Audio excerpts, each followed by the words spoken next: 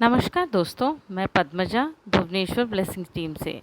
हम बात कर रहे हैं तरकम सध्यान जी की द्वारा लिखी हुई किताब कर्म और पुनर्जन्म के 5th चैप्टर, जो 5वां चैप्टर है, फॉरगिवनेस एंड कर्मा या फिर क्षमा और कर्म। ये इस चैप्टर में हमें लेखक लिखते हैं कि कर्म, क्षमा या फॉरगिवनेस का रोल क्या है। अगर हम जो कर्म कर रहे हैं, तो अगर हमें कर्म हमारे पास वापस आ ही रहा है, तो फिर ये फॉरगिवनेस का रोल क्या है हमें समझा रहे हैं। वो 9 पॉइंट्स में उन्होंने एक्सप्लेन किया है। चलिए दोस्तों, उसकी चर्चा करते हैं। लेखक लिखते हैं, हमें सिखाया जाता है कि हमारे जो सभी कर्म, भले ही वो कोई भी प्लेन में क्यों ना हो, फिज़िकल हो, मेंटल हो, इमोशनल हो, वो सब कंप्यूटर में रजिस्टर होता है। एक सुपर कंप्यूटर में सारा ही हमारे जो थॉट्स है रजिस्टर हो रहा है।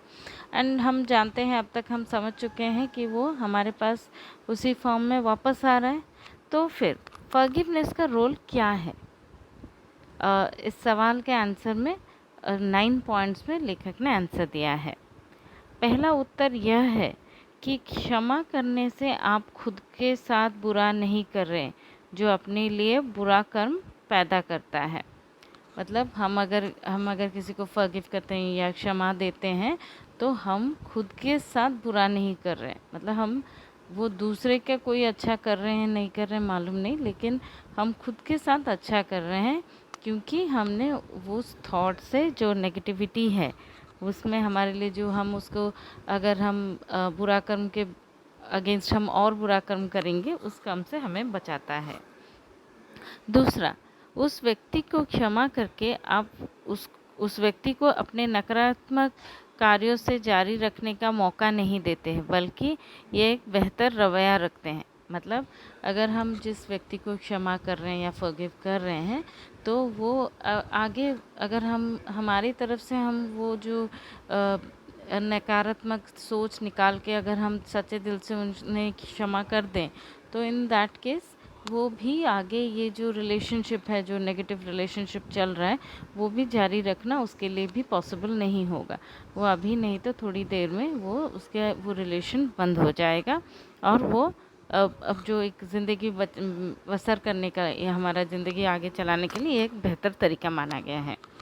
जब कुछ लोग को माफ़ कर दिया जाता है, वे फिर अपनी पूर्व कार्यशैली में ही चले जाते हैं और अपना जीवन खराब कर लेते हैं। हम भले ही माफ़ कर दें, लेकिन फिर भी वो, उनका नेचर चेंज नहीं होता, वो उसी तरह का बिहेवियर करता है। इन लोगों को हमें क्षमा करने के लिए हतोत्साहित नहीं होना चाहिए। मतलब हमें उनको इस तरह से, अगर हमारे लोग इस तरह के लोगों से अगर हमारा पाला पड़े, तो हम डिस्करेज नहीं हो। हम अपना जो हमें जो करना चाहिए, माफ़ करते रहना चाहिए। यद्यपि एक व्यक्ति अन्य व्यक्ति को क्षमा करता है, फिर भी उसका जो कर्म है वो कंप्यूटर में रजिस्टर हो रहा है। मतलब आपने क्षमा किया, वो भी रजिस्टर हो रहा है, उसका जो कर्म है वो फिर भी रजिस्टर हो रहा है। तो हमें ज़्यादा उसके बारे में सोच विचार करने की ज़रूरत नहीं पड़ेगी। तीसरा, क्षमा हमारे चारों तरफ एक कवच का निर्माण करती है।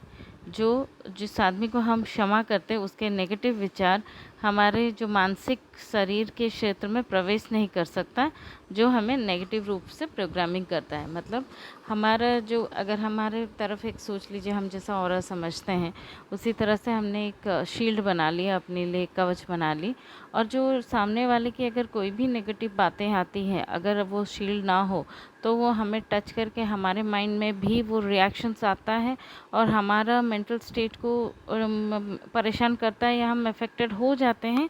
अगर ये जो क्षमा हम कर देते हैं, तो एक शील्ड बना देता है, फिर हमें कोई फ़र्क ही नहीं पड़ता है। चौथा, कानून कहता है कि क्षमा करने वालों को माफ़ कर दिया जाएगा। इसका मतलब हर बार में हम जब माफ़ कर देते हैं, तो हम बचत में, अपने बैंक खाते में बचत की राशि जमा करते हैं। मतलब हम अगर माफ़ कर रहे हैं, तो वो एक सेविंग्स, हम अभी तक समझ चुके हैं, हमारे अकाउंट में जब हम सेविंग्स रखते हैं, पिछले कई चैप्टर में लेकिन तकम सध्यान जी ने वो मेंशन किया हुआ है ऑलरेडी। तो ये एक सेविंग के तरह है, जो हमें आगे चलकर हमारी मदद करती होगी, हमें जब ज़रूरत हो। पड़ेगी, कभी भी हमारा कोई काम के लिए हमें ज़रूरत पड़ेगी, तो उस समय हम ये सेविंग्स यूज़ हो सकती है। 5वां, जो लोग क्षमा करते हैं वे पूरे जीवन जीने वालों के सोलर एंजल्स के साथ सहयोग करते हैं।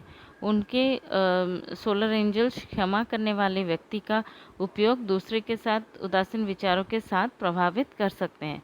मतलब हम अगर माफ़ कर रहे हैं, तो जिनको माफ़ कर रहे हैं उनका जो सोलर एंजल्स होते हैं, हम उनके साथ हेल्प कर रहे हैं। मतलब उनकी भी हम अब जब माफ़ करते हैं तो उनकी भी जो एक जर्नी का जो ग्रोथ होता है उसमें भी हमारा कंट्रीब्यूशन रहता है।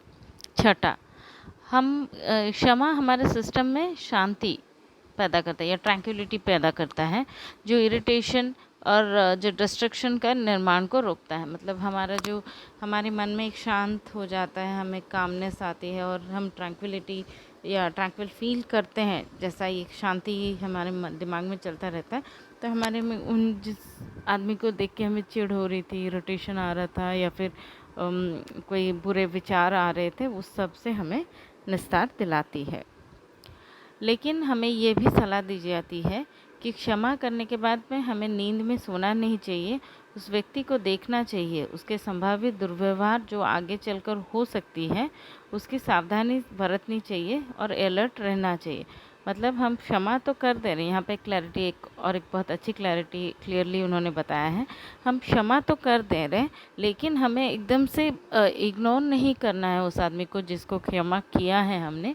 उसके जो बिहेवियर पैटर्न जो चल रहा है उसके ऊपर हमें अलर्ट रहना है। वो आगे चल के अगर हमें कोई और मुझे परेशानी कर सकता है, उसके लिए अलर्ट भी हमें रहना है। प्रत्येक क्षमा करने वाले को भी सतर्कता विकसित करनी चाहिए और उस व्यक्ति के आंदोलन के बारीकियों से निरीक्षण करना चाहिए जिसे माफ़ कर दिया गया है। मतलब हम जैसे वही चीज़ है, वापस उन्होंने वही लिखा है, प्रत्येक जो क्षमा करने के लिए हमें अलर्ट रहना होगा और जिनको हम माफ़ कर रहे हैं उनके भी बारीकी से निरीक्षण करना चाहिए, उन्हें जिन्हें माफ़ किया है। 7th पॉइंट जो है, क्षमा आपको अपने स्वार्थ से बाहर निकालती है, आप में प्रेम और करुणा को विकसित करता है और आपके जीवन और लोगों को बेहतर समझने में मदद करती है। मतलब आपके अंदर से हम मतलब हमारा जो स्वार्थ रहता है वो ख़त्म हो जाता है जब हम किसी की क्षमा करते हैं, तो और हमारे मन में प्रेम और करुणा की भावना विकसित होती है। 8 पॉइंट जो लिखा है, क्षमा आपके कर्मों को के जो टैक्सेशन है उसको कम करता है। जब आप क्षमा कर देते हैं तो आप अपना कर्म कम कर रहे हैं। मतलब हम जो उन्होंने सेविंग्स अकाउंट वाली पॉइंट बात की थी, ये लगभग उसी के आसपास ही है। मतलब हम जब क्षमा करते हैं वो एक अच्छे कर्म में काउंट होता है, और जब हमारा कोई भी बुरा कर्म आ रहा है या कोई भी हमारे पिछला कोई कर्म आ रहा है तो उस समय उसका टैक्सेशन हमें कम होता है या उतनी इंटेंसिटी से हमारे पास नहीं आता है। 9th पॉइंट, हर बार जब हम किसी व्यक्ति के प्रति क्रोध या घृणा महसूस करते हैं जो आपको पीड़ा देता है, तो आप उसके और अपने बीच एक चैनल बनाते हैं। उसके माध्यम से उसका द्वेष आपके अंदर घुसता है और आपकी आभा को दूषित करता है। मतलब हम जानते हैं जैसे कि हमारा कोई एक कार्मिक रिलेशनशिप किसी के साथ है जिन्होंने हमें हर्ट किया है या हर्ट कर रहे हैं अभी, उनके लिए हमारे भी एक नेगेटिविटी स्टार्ट होता है, हमारा भी एंगर रहता है, हेट्रेडनेस रहता है। तो ये जो चीज़ है यह हम उसके साथ एक रिलेशनशिप, एक चैनल, हमारे एक बांध बांधते हैं उस आदमी के रिलेशनशिप और उसके आदमी के जो दिमाग में चल रहा है और हमारे जो दिमाग में जो चल रहा है उसके एक बांध बांधते हैं। तो वो जिस तरह का जो सामने वाला आदमी हमें जिस तरह का दिखा रहा है, बिहेवियर पैटर्न जिस तरह का रहता है, हम उसी तरह से उसको रिस्पॉन्ड करते हैं, वैसे ही रिस्पॉन्ड करते हैं। तो उस माध्यम से उसका जो द्वेष है, सामने वाले का जो गुस्सा है हमारी तरफ, वो हमारे पास आके हमारे जो आभा या ऑरा को नुकसान पहुंचाती है। मतलब हमारी ग्रोथ अटक जाती है। हम जो स्पिरिचुअल ग्रोथ होना चाहिए या फिर हमें आगे बढ़ना चाहिए, शांति रहनी चाहिए, वो सब नहीं हो पाता है। तो बहुत लेखक लिखते हैं, बहुत लोग बिल्कुल उनके जैसे हो गए हैं जिनसे वो नफ़रत करते हैं। जो इस समस्या का कार्मिक लॉर्ड्स ने को सौंपना बहुत समझदारी बात है, क्योंकि वो जानते हैं इस सिचुएशन में आपसे बेहतर तरीके से संभालेंगे। मतलब ये एक पॉइंट पे देख के सोच सकते हैं दोस्तों, हम ये पूरी तरह से अभी तक क्लियर हैं कि हम जैसा करते हैं हमारे पास वैसा आता है, या कार्मिक लॉट्स जो हैं वो प्रॉपर टैक्स के साथ वही अमाउंट पूरे जो भी जिस तरह से भले ही वो 5 दिन में आए या 500 साल में आए, लेकिन वो आप वापस आता है।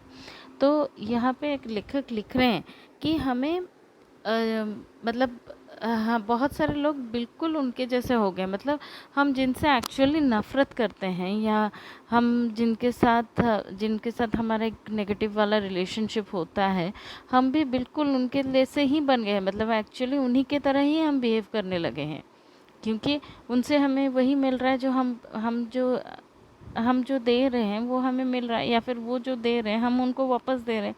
तो इस हिसाब से हम बिल्कुल उन्हीं के जैसे ही बन गए हैं, हमारा कोई अलग अस्तित्व नहीं रह रहा है, हम बिल्कुल उन्हीं की तरह ही बिहेव कर रहे हैं। तो जो हमारा हमें इस तरह के सिचुएशन में खुद ही इसको हैंडल करने का नहीं सोचना चाहिए। हमें क्षमा करते हुए हमें ये कार्मिक लॉर्ड्स को सौंप देना चाहिए। अगर कोई हमारी बुराई कर रहा है या बुरा कर रहा है, तो हमें कार्मिक लॉर्ड्स को सौंप देना चाहिए, क्योंकि वो हमसे बेहतर, उनका सिस्टम हमसे काफ़ी ज़्यादा ही बेहतर सिस्टम है, जिसमें जो सामने वाले पार्टी को अपने कर्म के हिसाब से उसको मिल जाएगा। तो क्षमा हमें करते रहना चाहिए। तो दोस्तों, आज के लिए इतना ही। कल हम 6वां चैप्टर करेंगे तकम सदन जी की किताब का। तो तब तक दोस्तों खुश रहिए और स्वस्थ रहिए। धन्यवाद।